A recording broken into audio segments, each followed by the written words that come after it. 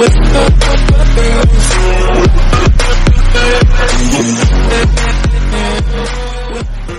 Friends, मैं आपका अपना फ्रेंड अजय यादव आज आपके लिए लाया हूँ एक नए वीडियो जिसमें हम भौतिक एवं यांत्रिक नियंत्रण के बारे में अध्ययन करेंगे, जो कि हमारा इंटीग्रेटेड पेस्ट मैनेजमेंट के अंतर्गत आता है। तो पादप रोग प्रबंधन की भौतिक विधियाँ निम्नलिखित हैं। इस नियंत्रण के अंतर्गत कीटों के भौतिक साधन जैसे ताप, नमी, प्रकाश, ध्वनि, बिजली आदि आने का कार्य करती हैं। इन्हें निम्न प्रकार से उपयोग में लाया जाता है, जिसमें पहला है हमारा तापक्रम। तो कृत्रिम रूप से अनाजों को सुखाकर या ठंडा करके कीटों को नियंत्रित किया जा सकता है। इस विधि में अनाज में उपस्थित नमी की 10% मात्रा को कम कर दिया जाता है या 10% तक नमी रहने का कार्य किया जाता है और अनाज को भंडारित करने का कार्य किया जाता है। यांत्रिक विधि में हमारी दूसरी विधि है कम तापक्रम या निचले ताप का उपयोग करके।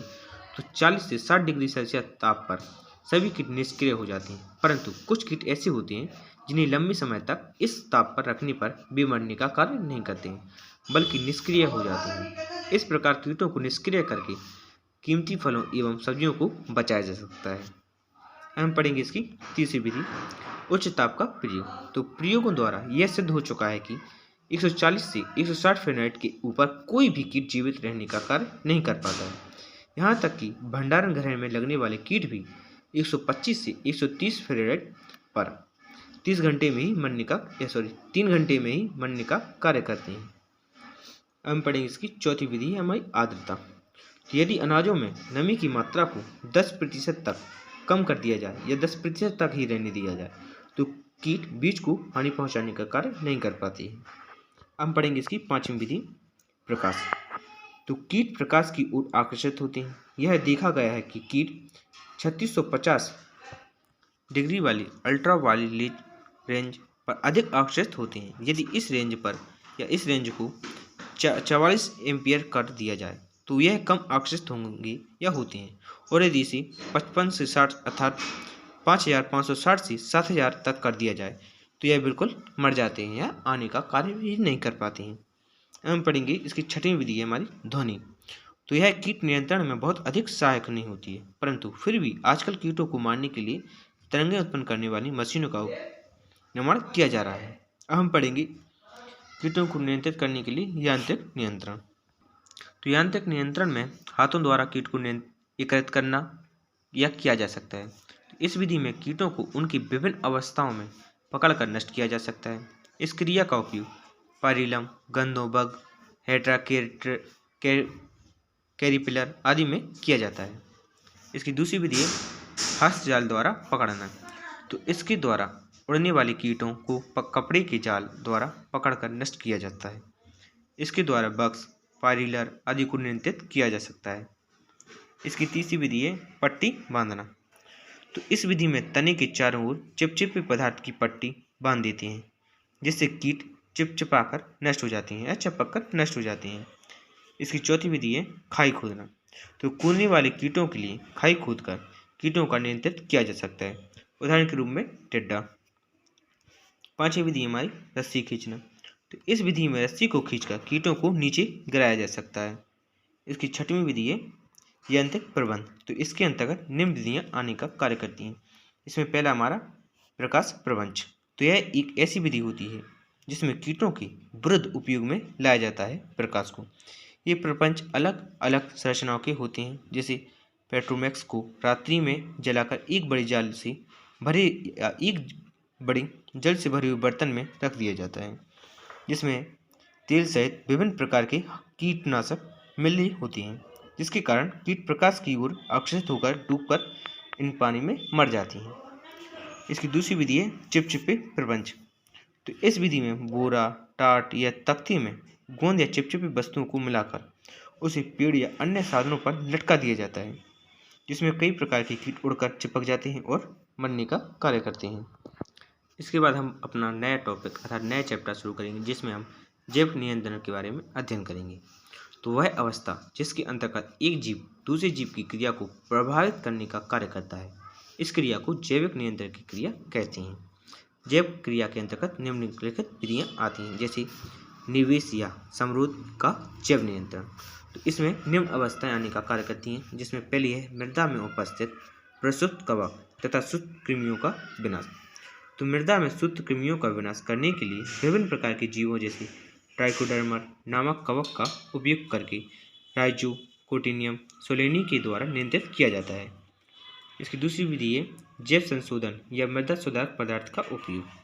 तो मृदोन रोगजनक निवेश द्रव्यों में कार्बनिक या जैविक संसाधन या मृदा सुधारक पदार्थों के द्वारा मृदा के पर्यावरण को परिवर्तित करना एक सबसे सस्ती एवं प्रभावी विधि है।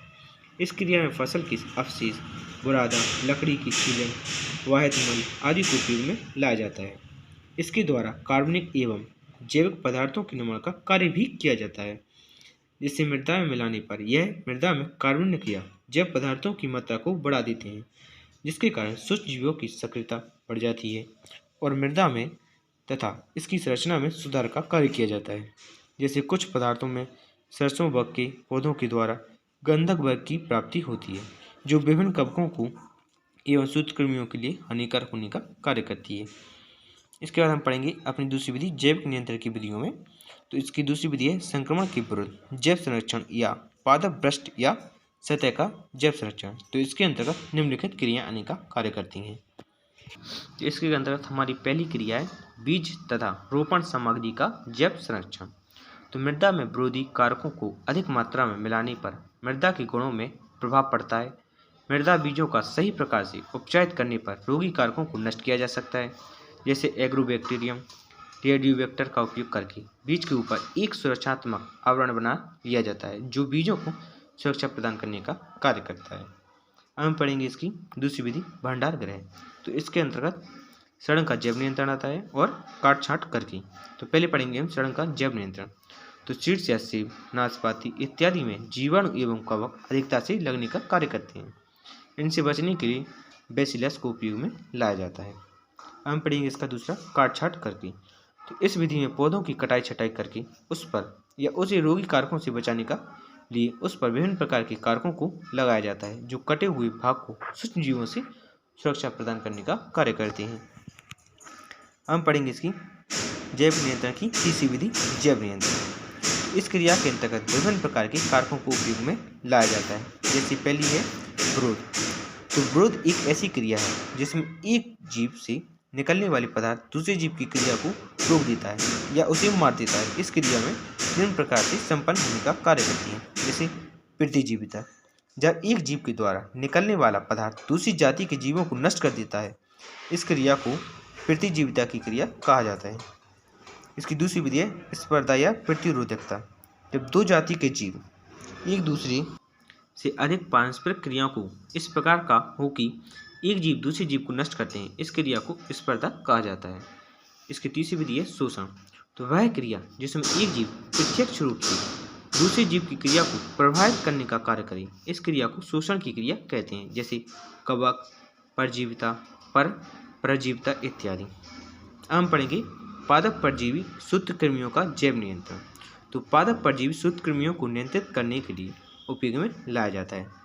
पहली है इसमें अंतःजंतु परजीवी कवक। तो कुछ कवक ऐसे होते हैं जो सूक्ष्म जीवों के प्रकाशित शत्रु होते हैं। ये अपनी क्रिया के द्वारा सूक्ष्म जीवों को नष्ट करने का कार्य करते हैं।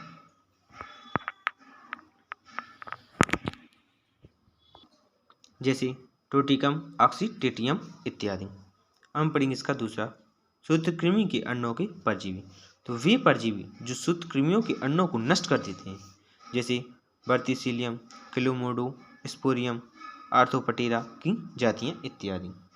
इसका तीसरा है जीवाणु। तो बेसिलस थानजेनेसिस जीवाणु अपनी क्रियाओं के द्वारा सूत्रकृमियों को नष्ट करने का कार्य करता है। इसका चौथा है विषाणु। तो कुछ विषाणु जैसे रिलेन, कोरेस, आर्थ्रोनाई सूत्रकृमियों के अंडों की सक्रियता को कम कर देते हैं, जिसके कारण अंडे समाप्त होने का कार्य करते हैं। इसका पांचवा है परजीवी प्रोटोजोआ। तो इसके अंतर्गत कुछ ऐसे प्रोटोजोआ आने का कार्य करते हैं जो सूक्ष्म जीवों की सक्रियता को नष्ट कर देते हैं, जैसे जाइकिनीमा, प्लेटिलेक्स इत्यादि। तो आज के लिए इतना ही। हम मिलेंगे अपनी अगली वीडियो में। तो वीडियो को लाइक कीजिए, दोस्तों को शेयर कीजिए और चैनल को सब्सक्राइब कीजिए ताकि हमारा वीडियो सबसे पहले आप तक पहुंच सके। Thank you for watching my video.